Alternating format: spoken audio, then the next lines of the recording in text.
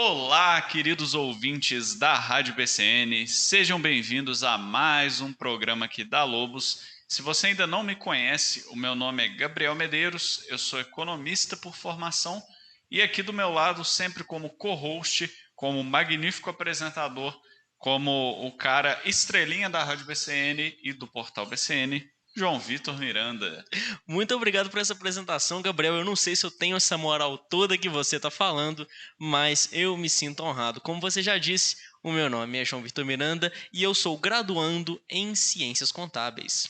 Muito bom. E hoje é aquele clássico episódio onde, se você está no YouTube, vê só meu rostinho bonito aqui e o do João.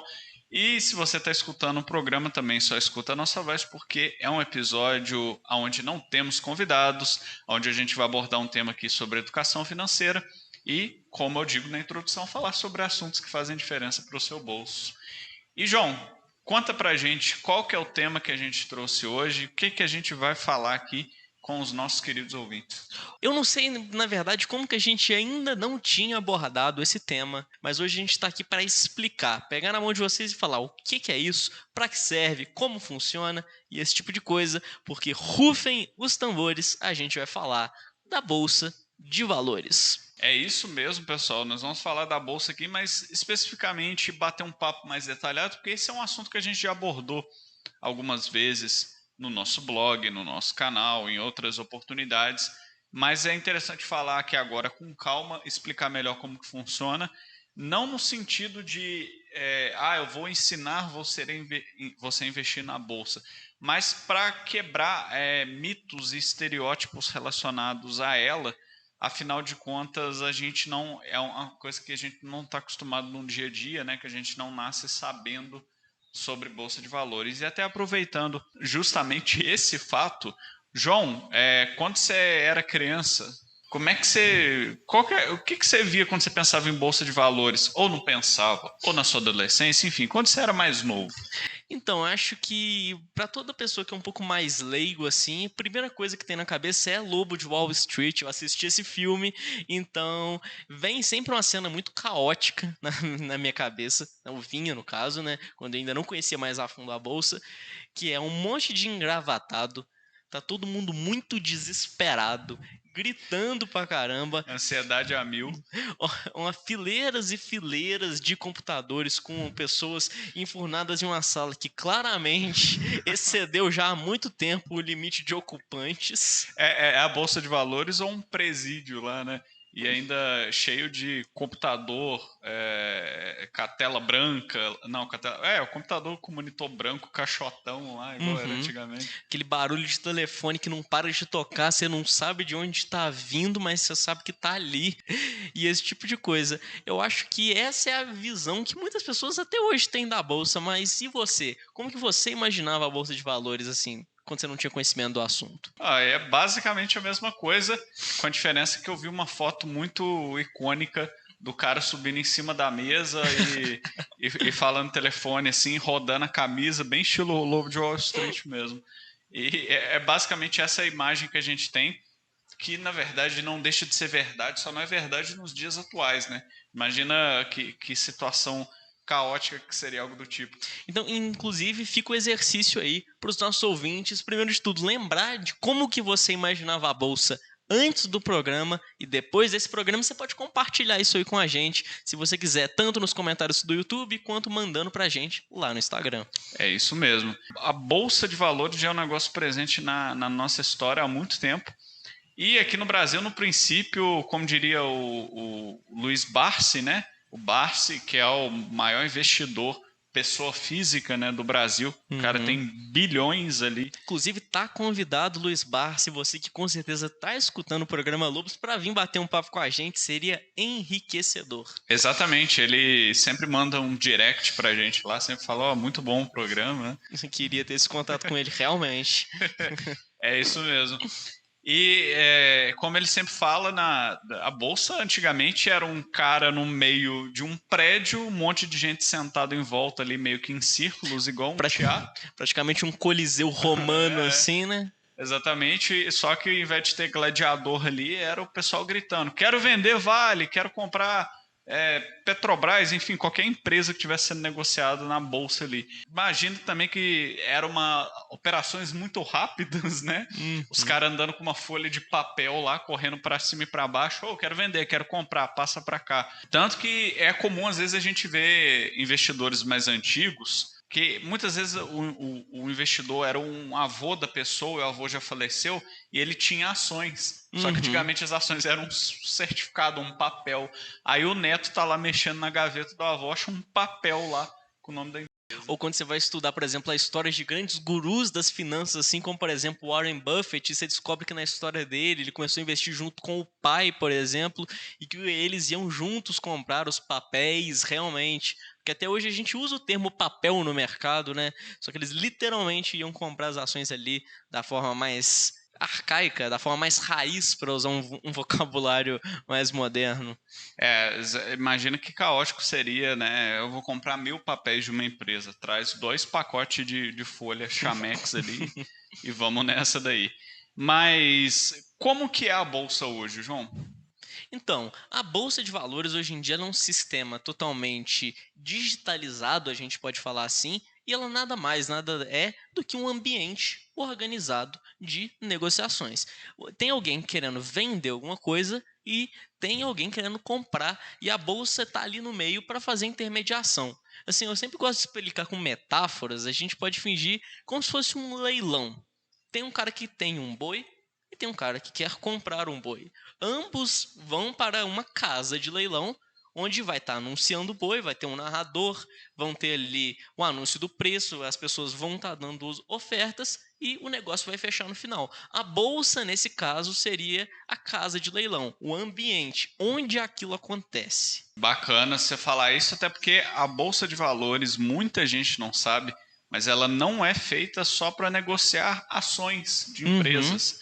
Existem outros tipos de investimentos que são negociados dentro de bolsa de valores, mas não necessariamente só investimentos. Na teoria, se você quiser fazer um leilão lá de gado, igual você uhum. falou, e quiser pagar por isso, você pode fazer um leilão lá. Ela é um ambiente, né? É um balcão de negociações. Nada mais, nada menos que isso, e um lugar onde são registradas operações financeiras de diversos tipos que são feitas aí.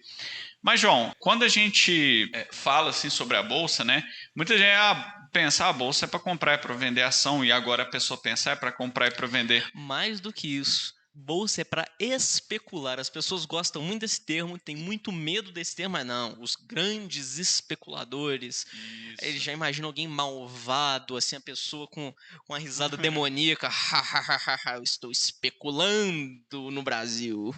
É uma coisa nesse sentido aí mesmo. Claro, a gente sabe que tem muitas funções, mas o objetivo aqui hoje é justamente explicar mais sobre isso.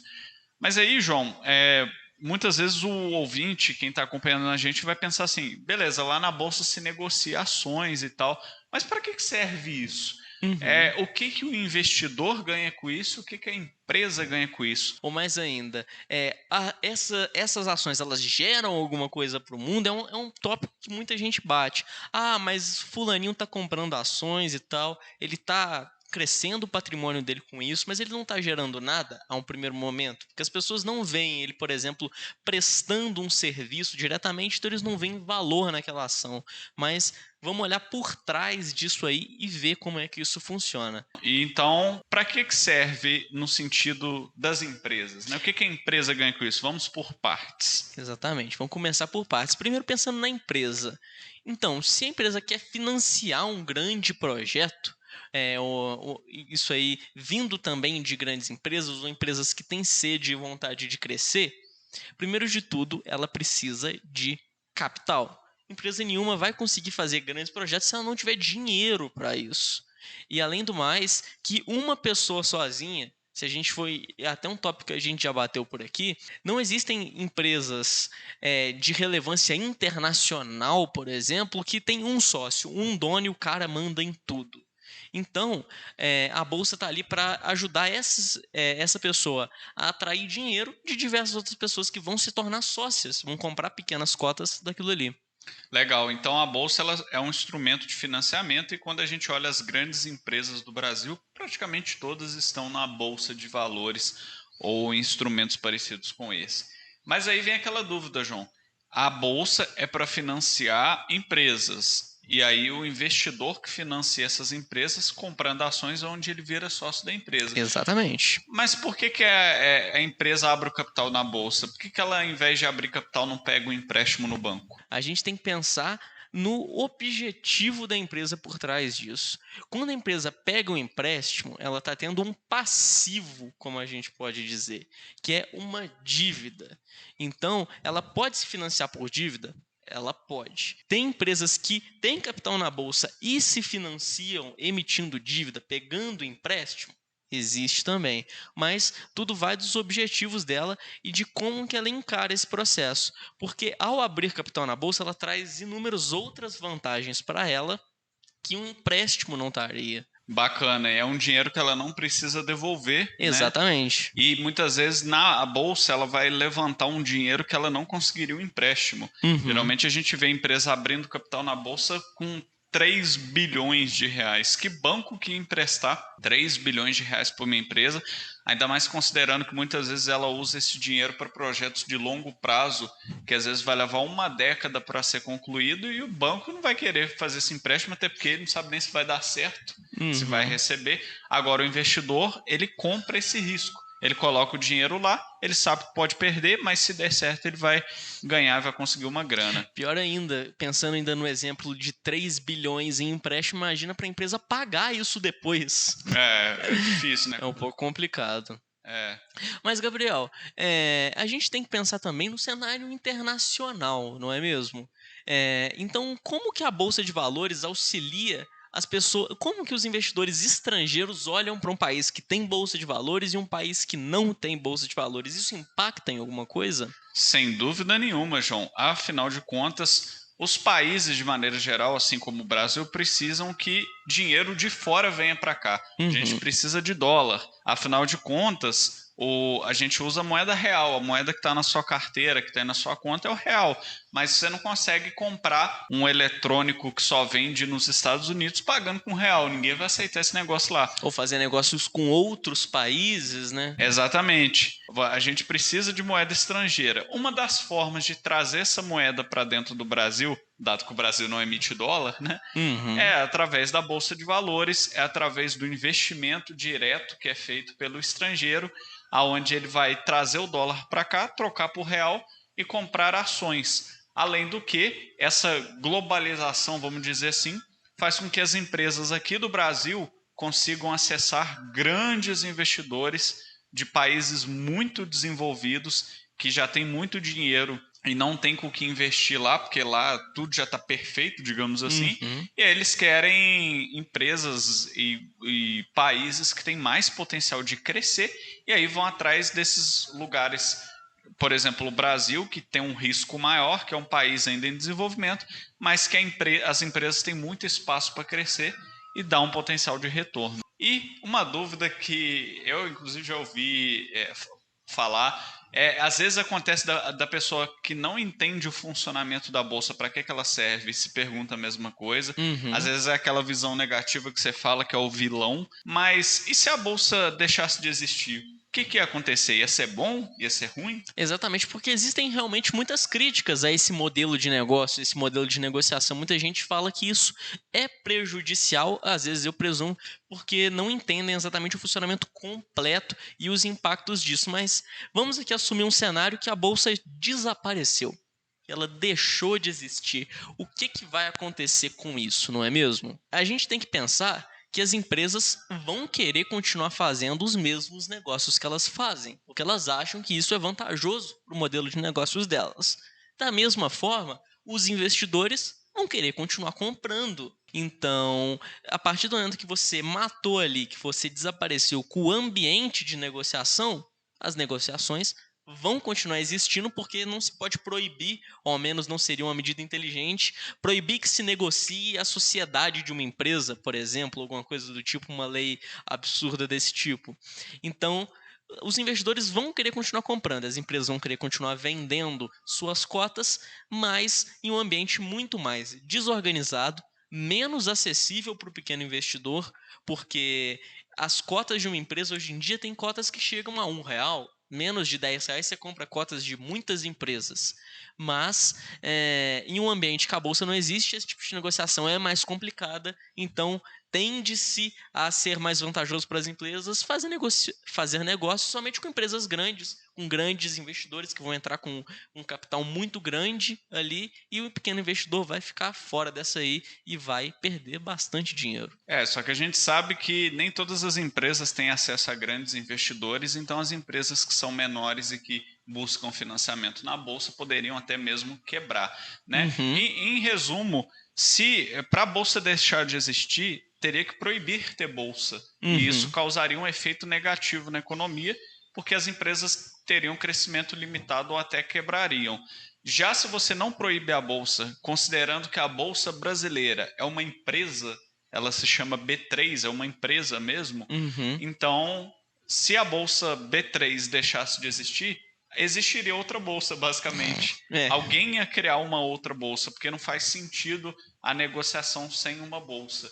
Então, ela é fundamental para poder garantir com que, conforme o João falou, o pequeno investidor tenha acesso, mais pessoas têm acesso, e com mais gente querendo investir, as empresas conseguem dinheiro mais fácil, crescem, produzem, geram empregos e tudo mais. eu acho que muitas vezes quando as pessoas condenam tanto a bolsa de valores, elas estão direcionando a ideia delas para o princípio errado. Vamos pegar um exemplo aqui bem fictício, mas eu espero que as pessoas consigam entender que existem, infelizmente, muitos acidentes de carro. Então, por que a gente não faz uma lei para proibir as ruas? Exatamente. Aí resolve o problema.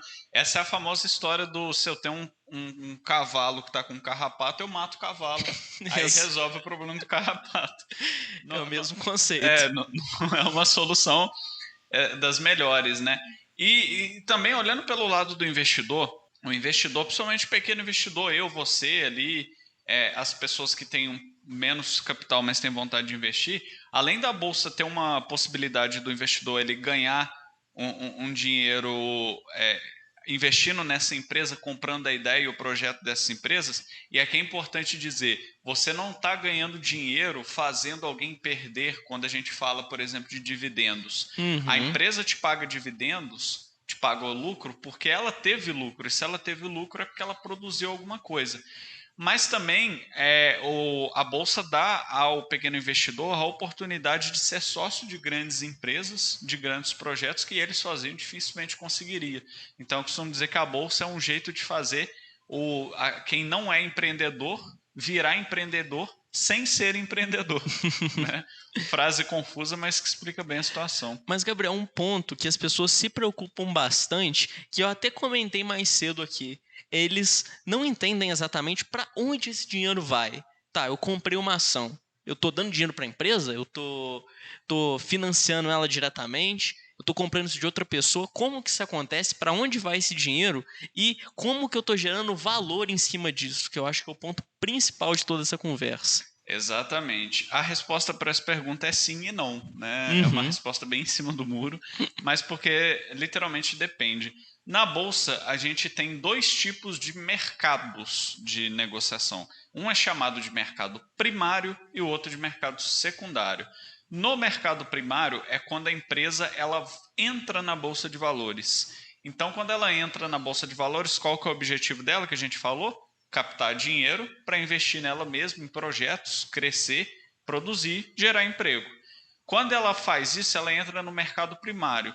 Então, ela emite ações, ela cria novas ações e vende para o mercado. E aí, os investidores compram essas ações e o dinheiro vai para a empresa. E aí, a uhum. empresa passa a ter aquelas pessoas como novos sócios e ela usa esse dinheiro para investir nos projetos. Agora, eu comprei a ação da empresa X e por algum motivo eu não acredito mais naquela empresa, eu acho que ela não vai crescer mais e eu quero sair fora dessa empresa. eu posso fazer o quê? Ir no mercado secundário e vender essa ação para outra pessoa. Principalmente para mim, que eu tô querendo comprar. Opa, vamos negociar lá na bolsa. E quando eu vendo no mercado secundário, alguém compra. E essa pessoa que compra, ela vai pagar para mim o dinheiro, porque eu estou transferindo a minha propriedade, né, parcial, é claro, sobre aquela empresa para outra pessoa e vou receber um dinheiro sobre isso. Então, quando você entra ali na bolsa, digita o nome de uma ação ali, compra uma ação na hora, você está negociando no mercado secundário. Você está comprando de alguém que já tem aquela ação. Nada impede que a empresa depois não emita mais ações para captar mais dinheiro para financiar novos projetos. E aí, é claro, essa empresa pega esse dinheiro, financia os projetos e aí ela vai gerar lucro. E esse lucro vai gerar o valor para o acionista. Vai ser uma forma de remunerar ele, porque ele botou dinheiro na empresa, acreditou e vai receber uma parte daquele lucro ali. É claro que o investimento em bolsa de valores, é importante deixar muito claro isso, ele possui risco e alto risco. Exatamente. Então, tudo que a gente está falando aqui não é uma recomendação de algum investimento específico, que a gente está querendo dizer que é mostrar para vocês como que funciona a bolsa e para que você conheça mais, analise se aquilo é ou não para você, mas é importante deixar muito claro, há riscos envolvidos e há sim possibilidade de perda. Nem sempre todo mundo vai sair ganhando, não. Porque é como se você estivesse negociando carros ou imóveis. Então, eu vou lá e compro construo uma concessionária de veículo seminovo. Eu compro um carro usado de alguém com a intenção de vender mais caro. Se eu conseguir fazer isso daqui, eu vou ganhar dinheiro com a especulação ali, que é o mesmo que dá para você fazer com ações no mercado secundário. Mas eu posso dar o azar de vender mais barato. Às vezes, por algum motivo, o preço caiu ali, ninguém está querendo comprar carro e eu vou ter prejuízo. É a mesma coisa que acontece quando você negocia ações no mercado secundário. Você pode ter lucro ou você pode ter prejuízo. Mas, Gabriel, uma coisa que a gente pensa muito quando a gente fala de especulação, que é um tema que a gente falou muito aqui nesse programa, são os derivativos. Essa palavra que dá calafrio em muita gente, que a um primeiro momento pode parecer difícil de entender, só que é muito mais simples e tem funções muito positivas para o nosso país. Então, acho que é legal começar explicando mais ou menos, bem rapidamente, o que é um derivativo. Com certeza. Tem até um jeito interessante de explicar o derivativo, mas antes eu queria dizer o seguinte: se você achou estranha essa palavra, nunca ouviu falar na sua vida, pode ser que talvez você já tenha ouvido falar assim, só que não com o nome de derivativo. Mas no anúncio do YouTube que você viu, do cara sentado na mesa com um cafezinho lá, falando, eu vou pagar esse café aqui, vou fazer um trade aqui no meu celular e vou pagar esse café aqui. Ele faz uma operação lá e ganha R$ 200 um minuto. Mágico, né, João? Só que, né, não é bem assim que funciona. Não é assim na realidade, meus amiguinhos. Não é assim na realidade.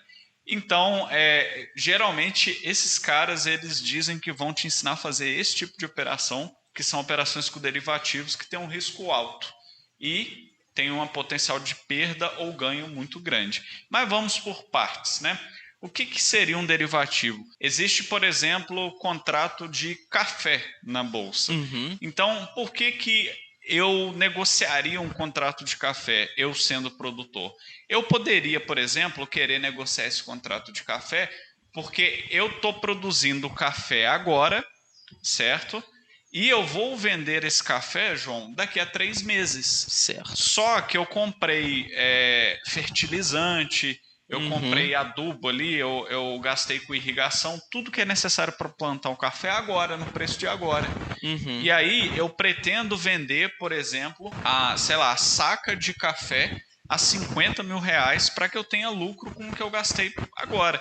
Imagina se no final, quando você chega na hora de vender, tá R$ 10 mil o preço da saca de café. Exatamente, daqui a 3 meses. E aí, você gastou, às vezes, por exemplo, você gastou 20 mil para produzir o café que você queria vender a 50, só que daqui a 3 meses, quando você vai colher o café, o preço está 10 mil. Imagina o prejuízo. Então, o que eu posso fazer? Eu posso, através de um contrato, vender antecipadamente, digamos assim, aquele café ao preço de 50 mil. Então, o que vai acontecer? Se chegar lá na frente e o preço cair, eu já vendi a 50 mil. Então, eu vou ter a minha proteção. Se o preço subir, eu meio que estou perdendo, né? Porque eu poderia vender mais caro. Porém, eu já tinha calculado o meu preço e meu lucro para 50 mil. Então, eu tenho uma segurança aqui. Basicamente, é isso que acontece. Exatamente. A gente pode falar que você está deixando de ganhar alguma coisa ali. Você poderia, por exemplo, se o preço chegasse a 70 mil, ter um lucro de 20 mil reais a mais ali. Só que esse é o preço de você estar seguro. Você sabe que com 50 mil você paga suas contas, você paga seus funcionários e você tem lucro. Então, para você, tá tranquilo aquele preço ali. Exatamente. Mas, Gabriel, a gente gostou de fazer um exercício aqui imaginando se as coisas não existissem, se a bolsa de valores não existisse, por exemplo. Mas, tranquilo, e se os derivativos, esse tipo de contrato que a gente está falando aqui, não existisse? O que aconteceria? Afinal, pô, as pessoas podem pensar, esses contratos aí fazem algumas pessoas perderem dinheiro, tem muita gente que acaba ficando endividada por causa disso, é melhor proibir de uma vez, porque aí ninguém perde. Será que é assim mesmo? Imagina, hein? Que problema. Bom, parecido com o que a gente já falou. Se não existisse derivativos, a gente teria um grande problema, basicamente. Porque é o seguinte, os derivativos, eles são um mecanismo de proteção, conforme a gente falou. Então, imagina o seguinte cenário: você tem uma empresa que produz aqui no Brasil videogames. Ela produz lá videogames. Só que para ela produzir esses videogames, ela precisa comprar produtos, equipamentos eletrônicos de outros países, ela precisa comprar várias coisas que são de outros países, certo? Porém, imagina o seguinte, João, ela precisa pagar isso em dólar. Ela precisa pagar isso em dólar e ela recebe em real. Imagina a situação. E aí o dólar tá num patamar, vamos supor aqui que ele tivesse R$ 3 agora. E ela vende os produtos aqui no Brasil, considerando o preço do dólar a R$ 3, aí ela vai recebendo dinheiro. Eu vou guardar o dinheiro em real para trocar por dólar, para comprar mais equipamento lá fora, para produzir mais videogame e vender e ganhar dinheiro. Só que o dólar está a R$ 3. Você imagina se nesse meio tempo o dólar vai para R$ 5? E aí? Você vendeu considerando o preço de 3. O dólar foi para 5, agora você precisa de mais reais para comprar a mesma quantidade de dólar, para usar esse dólar para comprar os equipamentos lá, as peças do seu videogame. Então você vai ter prejuízo. O mercado de derivativo permite que você meio que compre o dólar agora a R$ 3 e lá no futuro, daqui a 3 meses, se ele subir, você vai continuar pagando R$ 3. Criando uma estabilidade ali para a empresa, né? Ela sabe exatamente quanto que vai ser pago. Exatamente. Se não tivesse o mercado de derivativos, essa empresa ia estar na sorte. E ela, numa brincadeira dessa aí, se o dólar dobra de preço, triplica de preço pelo motivo que for, a empresa pode acabar quebrando. Eu diria que se não existissem derivativos, muitos modelos de negócios e empresas como um todo se tornariam inviáveis, porque as pessoas estariam expostas ali a tantos riscos. Vamos imaginar aqui uma empresa de minérios que vende esses minérios para fora. Ela está exposta ao risco das moedas, ao risco do preço dos minérios, ao risco da inflação, ao risco da taxa de juros no país. Ele simplesmente, os investidores iam olhar e falar, não é vantajoso fazer esse negócio, eu só corro risco, eu não tenho proteção nenhuma, e a empresa ia fechar. É bem por aí. Então, a gente deu aqui uma explicação geral sobre vários temas relacionados à Bolsa, para que você, principalmente se é novo no assunto, entenda qual que é a importância desse mecanismo para o desenvolvimento de qualquer país, incluindo o Brasil, para que as empresas possam crescer, possam ter estabilidade e segurança para produzir, gerar emprego e gerar riqueza para o nosso país e para as pessoas que moram aqui. Mas, João, a gente agora está chegando para o final do programa. Poxa.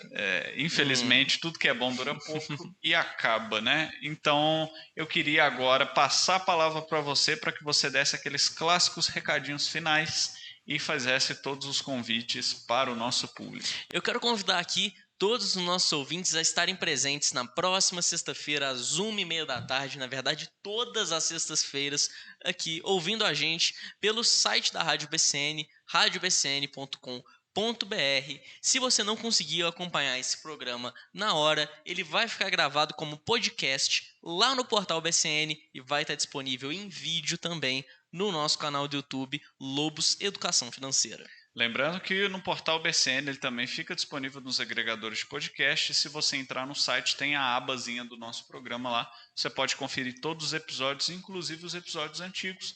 Se você quiser ver em vídeo, ele estará disponível segunda-feira de tarde, logo em seguida da transmissão desse programa na rádio. A gente vai ficando por aqui. Um grande abraço para você, para toda a sua família. Espero que você tenha um ótimo fim de semana. Se você está escutando esse programa ao vivo na sexta-feira, se cuide, descanse, aproveite, relaxe e a gente se vê na próxima semana, conforme o Jean falou. Grande abraço mais uma vez e tchau.